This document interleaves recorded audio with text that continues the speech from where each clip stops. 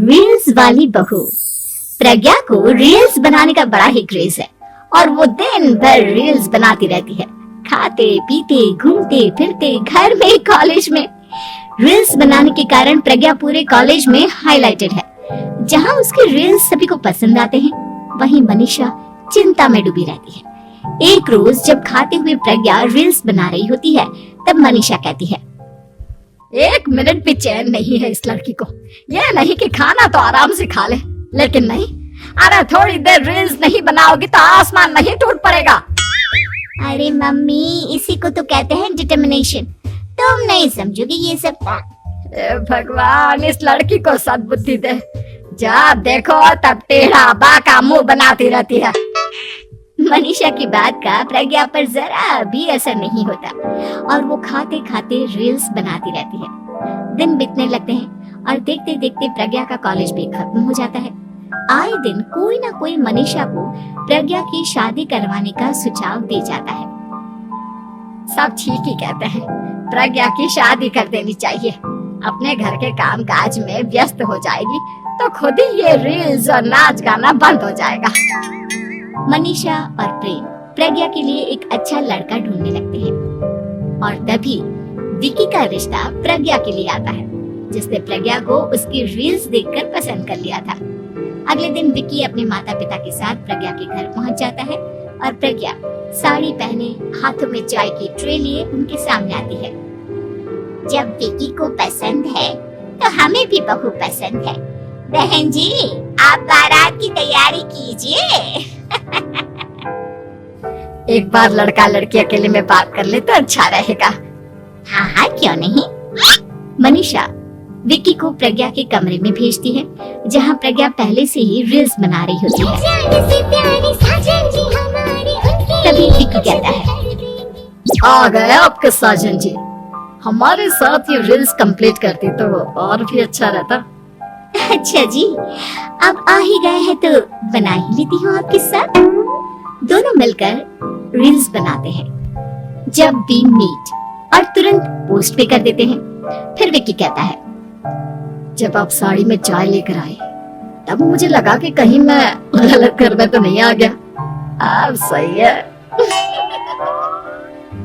दोनों की शादी पक्की हो जाती है और शादी के दिन भी प्रज्ञा रील्स बनाने से चूकती नहीं, यहाँ तक कि बारात के समय भी नाचते हुए रील्स बनाती है। सभी लोग प्रज्ञा की तारीफ के पुल बांध देते हैं और प्रज्ञा नाचती गाती अपने ससुराल चली जाती है। सब कुछ अच्छा चल रहा होता है। प्रज्ञा यहाँ भी दिन भर हर चीज की रील्स बनाती रहती है। लेकिन कुछ दिनों के बाद जब सुनीता कहती है, बहू, ये रील्स के साथ साथ कुछ काम भी कर लिया करो। वैसे तुझे और क्या क्या बनाना आता है? मम्मी जी, वैसे तो सब कहते हैं कि मैं सब कुछ अच्छा बनाती हूँ, लेकिन मुझे लगता है कि मैगी अच्छा बना लेती हूँ। हाँ, कॉफी भी अच्छा बना लेती हूँ और मुंह तो सबसे अच्छा बना लेती हूँ। हैं? अच्छा अच्छा। सुनीता अपना माथा पकड़ लेती है और कहती है, बहू, कुछ खाना बनाना भी सीख लेती हूँ। मम्मी जी, मैं लंबी प्लानिंग कर रही हूँ।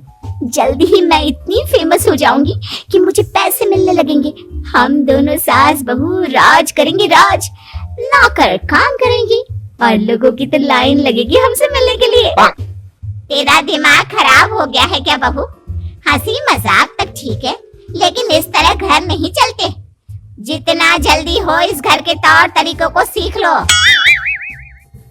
प्रज्ञा मुंह घुमाकर चली जाती है और तुरंत उसी वक्त एक रील बनाती है। ये देख सुनीता का गुस्सा 7वें आसमान पर चला जाता है और विक्की के घर आते ही सुनीता उसे सब कुछ बताती है। विक्की भी अब प्रज्ञा की इन हरकतों से परेशान हो जाता है। तुम टेंशन मत लो मम्मा, मैं देख लूंगा। विक्की कमरे में जाता है तो देखता है कि प्रज्ञा रील्स बना रही है। विक्की बड़े ही प्यार से प्रज्ञा से कहता है, प्रज्ञा, इन सब के लिए मैं तुम्हें मना नहीं कर रहा हूँ, लेकिन फिर भी हर वक्त तो ये अच्छा नहीं लगता ना। समझने की कोशिश करो, मुझे भी तुम्हारा थोड़ा वक्त चाहिए। मैं जब ऑफिस से आता हूँ तो मुझे समय देने की जगह इसी में लगे रहते हो। तुम ज्यादा ही सोच रहे हो।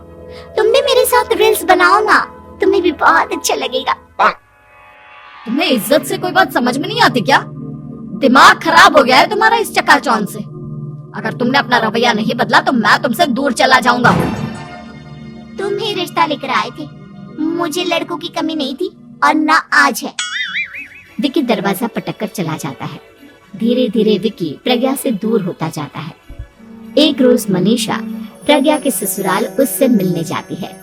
तब सुनीता उससे कहती है, बहन जी अब आई हैं तो कुछ दिन यहाँ रहकर जाइएगा, आप ही का घर है। हाँ मम्मी, बहुत दिन हो गए तुम्हारे साथ एक भी रील नहीं बनाई मैंने। प्रज्ञा तुरंत अपने फोन में रील्स ऑन कर लेती है। ये सब मुझसे नहीं होगा। तेरा ये भूत अभी तक नहीं उतरा क्या? बहन जी आप कुछ कहती नहीं क्या इसे? जब आप ही कुछ नहीं कर पाई तो मैं कर ही क्या सकती हूँ, सास तो वैसी ही बदनाम है। शाम को घर की लाइट चली जाती है और मनीषा प्रज्ञा से कहती है, मेरे घुटनों में बहुत दर्द हो रहा है, तू लाइट का कुछ इंतजाम करना बेटा। अच्छा कैंडल जला देती हूँ मम्मा। प्रज्ञा गाते हुए कैंडल जलाती है और खिड़की के पर्दे के पास रख देती है। मनीषा जिसे बहुत दर्द हो रहा है वो सो जाती है और प्रज्ञा हमेशा की तरह अपनी रील्स में लग जाती है। उधर कैंडल की वजह से पर्दा आग पकड़ लेता है और मनीषा के कमरे में आग लग जाती है। बचाओ, कोई है बचाओ। सभी भागते हैं और विकी कमरे की आग बुझाने में लग जाता है, लेकिन तब तक मनीषा आधी जल चुकी थी। मनीषा की हालत देख प्रज्ञा रोने लगती है। विकी मनीषा को तुरंत हॉस्पिटल ले जाता है और उसे एडमिट कराता है। विकी प्रज्ञा से कहता है, देख लिया ना, तुम्हारे इस नाच गाने की वजह से आज तुम्हारी माँ की जान जाते जाते रह गई। अब पता नहीं तुम और क्या चाहती हो। उधर डॉक्टर कहते हैं, इनकी हालत बहुत नाजुक है, आधे से ज्यादा जल चुकी है।